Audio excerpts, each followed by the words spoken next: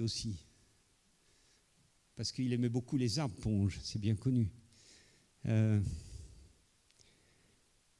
Les animaux, c'est l'oral, les plantes, c'est l'écrit. Très important.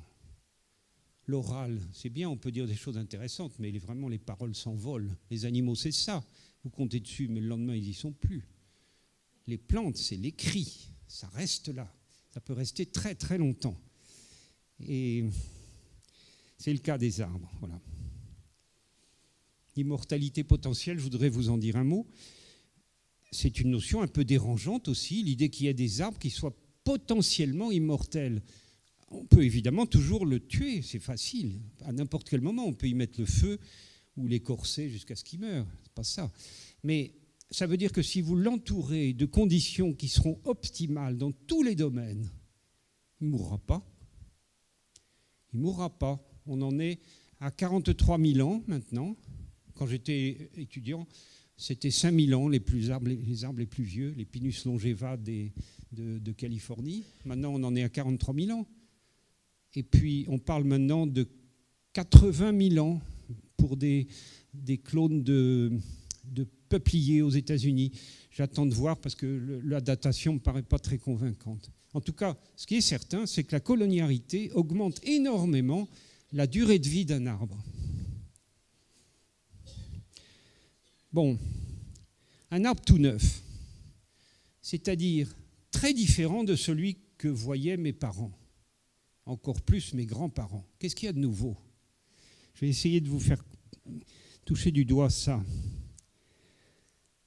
Un être humain, comme vous ou moi, nous avons une centaine d'organes, bien individualisés, et chacun doté d'une fonction. La fonction du rein n'est pas celui de la vessie, et c'est encore différent de la fonction de la rate ou du foie. Voilà, nous avons des organes individualisés, et chacun avec une fonction. Les plantes, et les arbres en particulier, combien d'organes? 3. Ça, c'est Goethe qui nous l'a dit. Et il a parfaitement raison. Inutile de chercher plus que tiges, racines, feuilles. Il n'y a que ça. Même les fleurs, même les fruits, ça se réduit en ces 3 organes. Pas la peine d'en chercher davantage. Alors évidemment, comme ils ont très peu d'organes, on s'était mis dans l'idée, ça a duré pendant des siècles, c'est d'ailleurs encore une idée assez répandue, qu'ils ont peu de fonctions, puisqu'ils ont peu d'organes. C'est maintenant qu'on s'aperçoit que c'est faux. Ils ont toutes les fonctions que nous avons, nous, et ils en ont même d'autres que nous n'avons pas. Je vais essayer de faire le point là-dessus. Ils n'ont pas de squelette, n'est-ce pas? Mais ils se tiennent droits, les arbres. Ils n'ont rien à apprendre de nous en matière de verticalité et de rigidité. Mais ce n'est pas un squelette. Ça circule dans un arbre, ça monte et ça descend. Il y a 2 sortes de sève. Il n'y a pas de cœur, mais ça n'empêche pas que ça circule. Il n'y a pas de poumons non plus, mais ça ne les empêche pas de respirer, comme vous et moi. C'est-à-dire qu'ils absorbent de l'oxygène et ils rejettent du dioxyde de carbone. Ils n'ont pas de tube digestif, pas de bouche, pas d'anus. Ça ne les empêche pas de digérer et d'émettre des excréments. Ils n'ont pas d'œil, mais très clairement, ils ont une vision. Si vous mettez une plante dans une boîte noire avec un trou, eh bien, vous savez très bien qu'il va se diriger droit vers le trou. Alors donc, de toute façon, il y a une vision de la lumière. Ça, d'ailleurs, comme c'est leur nourriture, on ne peut pas imaginer qu'un arbre n'ait pas une perception, sinon une vision, au moins de la lumière. Ce n'est pas possible autrement. Ils n'ont pas d'oreilles. Et c'est intéressant de mettre en scène ici un petit arbuste du Yunnan, la partie tropicale de la Chine, un petit arbuste qui s'appelle Codario calix, qui bouge quand vous faites du bruit. On l'appelle l'arbre qui danse. J'ai le plaisir de vous dire, si vous ne le savez pas, qu'il est en vente sur Internet maintenant, mais je crois qu'il l'appelle Desmodium gyrans. Ça pousse très bien, c'est une petite légumineuse, comme ça, voilà. Et il faut faire du bruit fort, chanter, taper dans les mains, et vous avez les folioles latérales qui bougent. Si vous arrêtez de faire du bruit, elle s'arrête de danser. Une plante très étonnante. Alors, il n'y a pas d'oreille, pas la peine d'en chercher. Cependant, il est évident qu'il y a des centres récepteurs des ondes sonores, sinon ça ne marcherait pas. Là aussi, c'est un peu énervant parce qu'on ne sait pas trop, non, on ne sait pas du tout à quoi ça lui sert ni comment ça marche. Moi, il me semble surtout une légumineuse qui est pleine d'azote et très appétissante pour les animaux, il me semble qu'il vaudrait mieux ne pas bouger. Mais enfin, ça, c'est pas son choix.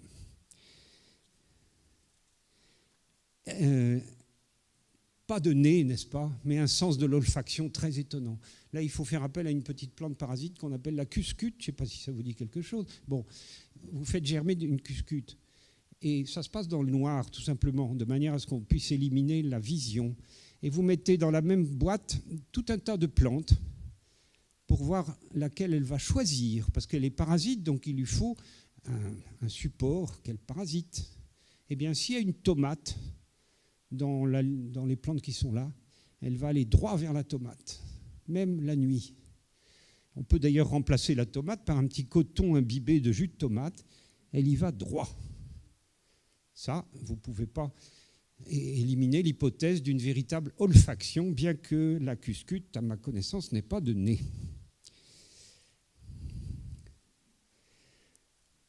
Elles n'ont pas de cerveau non plus. Darwin disait que le cerveau des plantes, c'était la pointe des racines, mais on ne peut pas adhérer à cette manière de voir. Moi, je crois qu'elles n'ont pas de cerveau, elles n'en ont pas besoin, mais c'est très intéressant de voir qu'elles arrivent à rouler les animaux dans la farine. Une plante, elle met en place des très jolies fleurs, très jolies, jolies pour l'animal, mais jolies pour nous aussi, qui sentent très bon. Et l'animal pollinisateur, il sait que s'il vient dans cette fleur, il aura une rétribution en termes de nectar, facile à boire, très riche et très bon, un goût délicieux. Bon, bref. Donc, l'animal, il vient boire dans la fleur. Vous ne me ferez pas croire que cet animal, il sait qu'il va participer à la pollinisation de la plante. Ce n'est pas du tout son problème. Lui, ce qu'il veut, c'est se nourrir. Bon, la pollinisation est faite.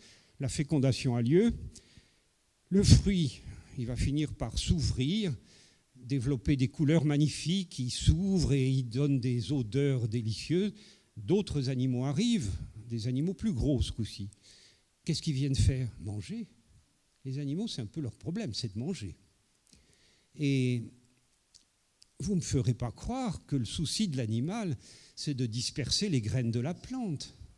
Je suis persuadé que c'est aux antipodes de ses objectifs. Lui, il vient manger, c'est tout. Comment ça s'appelle de faire à quelqu'un des choses qui nous sont utiles, mais dont il ignore tout? C'est de la manipulation. Et alors, je trouve ça, sur le plan philosophique, je trouve très intéressant de constater qu'un organisme qui n'a pas de cerveau est parfaitement capable de manipuler un organisme qui, lui, a un cerveau. Si vous trouvez une fissure là-dedans, ça m'intéresse. Moi, j'en ai pas trouvé. Nous sommes dans le dernier quart d'heure. Ça va aller.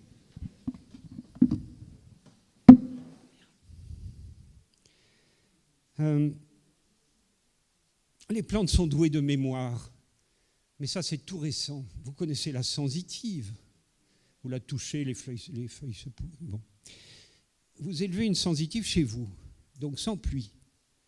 Vous la sortez un jour, elle reçoit sa première pluie. Elle se plie, bien sûr, parce que tous ces petits chocs sur les feuilles, elle prend ça pour un danger, donc elle va se plier. Très rapidement, elle comprend que la pluie, ce n'est pas un danger, donc ce n'est pas la peine de se plier, donc elle restera ouverte, même quand il pleut.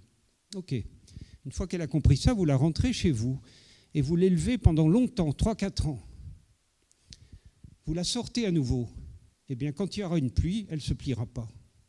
Alors que ce n'est pas du tout les mêmes feuilles. Les feuilles se sont changées plusieurs fois. La plante a une mémoire. La plante est capable d'anticiper. Attendez, ça c'est tout à fait étonnant. Vous plantez un bâton qui sert de support et une liane à vrille. Elle envoie une vrille vers le bâton. Il y a beaucoup de lianes qui vont directement vers le support. Et puis au moment où elle va l'atteindre, vous le déplacez de 10 cm.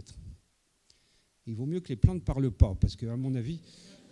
Bon, qu'est-ce qu'elle fait? Elle ne se décourage pas, elle envoie une autre vrille, et quand elle va l'atteindre, vous déplacez de 10 cm. Vous faites ça 4-5 fois. Et puis vous avez la surprise de voir qu'à la 6e fois, elle vise 10 cm plus loin.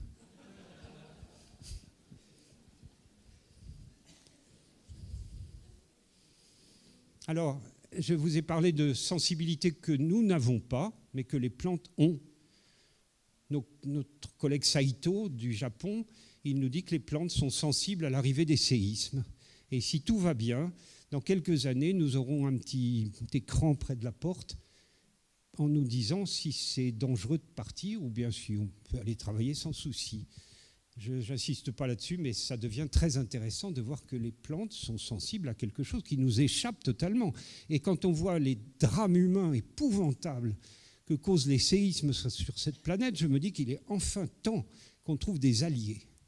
Eh bien, ça sera n'importe quel arbre, apparemment, y compris un arbre dans votre rue ou un arbre dans votre jardin. Il est très facile à équiper et il va vous dire s'il faut craindre le séisme ou pas. On sait aussi que les arbres sont sensibles aux marées. Il y a une marée dans les arbres, ça a été publié par une équipe franco-suisse il y a quelques années. Et voilà aussi une sensibilité que nous n'avons pas et que les arbres ont. Alors comment est-ce qu'ils font pour avoir autant de fonctions que nous, et même plus, avec si peu d'organes? C'est ça le nœud de la question. Il faut admettre que chez les plantes, chez les arbres en particulier, toutes ces fonctions existent au niveau cellulaire. D'ailleurs, on en a trouvé déjà quelques-unes. Mais toutes ces fonctions, elles vont avoir leur explication au niveau cellulaire. C'est extrêmement astucieux d'être décentralisé, vous voyez. Nous sommes terriblement centralisés. Enfin, nous, les animaux mobiles, en général, ce sont des structures terriblement centralisées. Le danger, c'est que parmi tous les organes que nous avons, il y a des organes vitaux. Et un organe vital, eh bien, s'il est blessé, ben, c'est la mort, c'est tout. Un arbre, c'est très difficile à tuer, parce qu'ils n'ont pas d'organes vitaux. Alors on me dit, mais c'est pas vrai, si tu prends une tronçonneuse et que tu fais tomber l'arbre, il va mourir. Non, c'est pas vrai. C'est pas vrai. Enfin, peut-être c'est vrai ici pour des vieux arbres de régions tempérées. Mais dans les tropiques où je travaille, le tronc qui tombe, il va se couvrir d'une ligne de rejet ou de réitération, appelez-le comme vous voulez, et puis quelques années après, le tronc aura disparu et vous allez avoir une ligne d'arbre parfaitement droite. Ça, c'est pour le tronc. Quant à la souche, soit elle donne des rejets, soit elle n'en donne pas, mais si elle n'en donne pas, elle va donner des drageons. Tout autour, vous avez voulu tuer un arbre et vous en aurez une centaine. Comme ça que ça se passe. Une totipotence cellulaire, je trouve ça très intéressant. Vous prenez une cellule animale ou une cellule humaine, on peut la cultiver, il suffit de prendre un milieu de culture adéquat, vous allez faire une culture de tissu de cette cellule-là. Mais avec un animal ou un être humain, aucun espoir de voir surgir tout d'un coup ni l'animal ni l'être humain. Tandis que si vous faites une culture de tissu de cellules de plantes, ce qui est également très facile, eh bien, assez rapidement, vous voyez la plante surgir, la plante entière. Elle est, d'une manière, elle est totalement contenue dans chacune de ces cellules. Cette totipotence cellulaire, les biologistes qui sont des animaux comme moi, ils ne sont pas très contents d'avoir à reconnaître ça. Mais les plantes ont plus de possibilités que nous. Et cette solution décentralisée qu'elles mettent en pratique dans leur organisation, c'est quelque chose d'extrêmement astucieux parce que ça donne une résilience que les animaux mobiles n'ont pas. Je m'aperçois que c'est parfaitement visible dans notre alimentation quotidienne. Vous faites une tarte aux pommes, ben vous savez très bien que ça ne tue pas le pommier. Il est capable de vous faire des tartes aux pommes à durer indéfiniment. Maintenant, si vous mangez un foie de veau ou un filet de hareng, vous êtes sûr que l'animal, il est mort. Ça, c'est les avantages de la décentralisation et de la résilience. Alors voilà.